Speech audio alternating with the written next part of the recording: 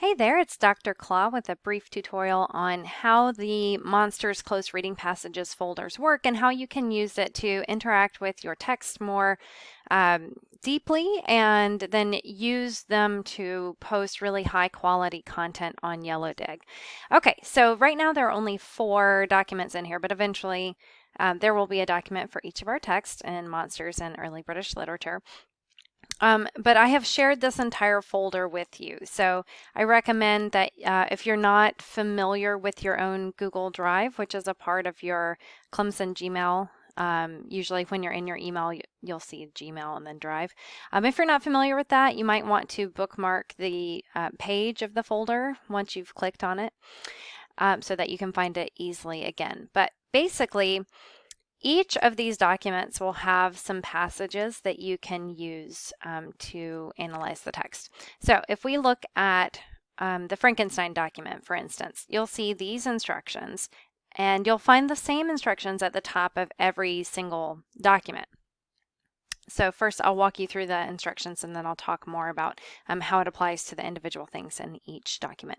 So you'll share with the class on YellowDig your answer. So this is one of those ways of conducting close reading, so practicing the skills we're trying to attain in this class, but then also sharing that work with your classmates. This is like having an in-class discussion, where I ask you about a specific passage or something like that, except for since we're not in a classroom together, this happens on YellowDig. So you'll share your answers with your class. And the key part here is that you need to share the page numbers from our textbook.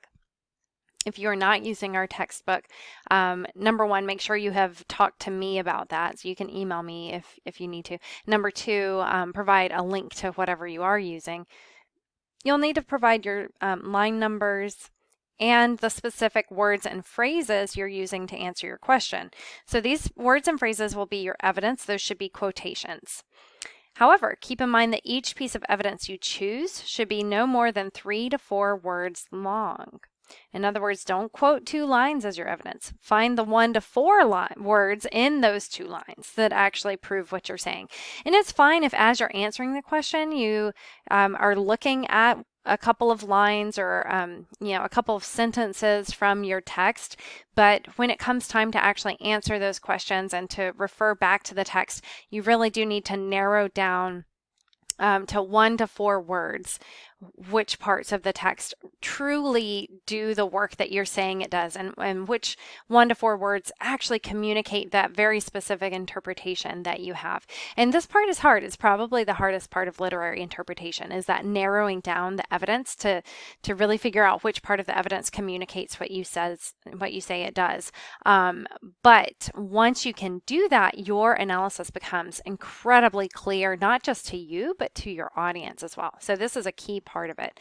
So anyway, make sure that you are following these instructions regardless of what passage you choose. So any passage in any document on any of our texts, you should use these instructions. Okay, so then within each document under the instructions, you'll find different types of passages or questions or invitations for analysis. And the best way to figure out kind of where those sections start and end is to look for the title of each one.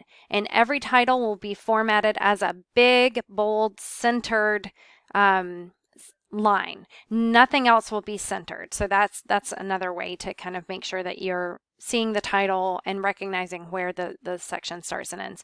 So you can see here we've got detail close reading, body paragraph level. I have some specific instructions for one of these passages. And then if you keep scrolling down, you'll see, oh, there's another centered one. This is a different kind of close reading, big idea, thesis level.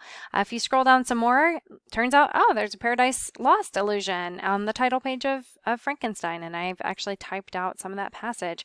You can look at major concepts. So see how anytime there's a new section, there's this centered bold title. So that means that everything above that title and below the previous one is a part of the same activity. And a lot of these activities have more than one question because I am trying to guide you through some complex analysis. Some of them will have steps with multiple questions. And so a lot of these are kind of a lot of work, and you don't have to do every single one of them, but it's useful to try out a couple of these as you're looking at your text.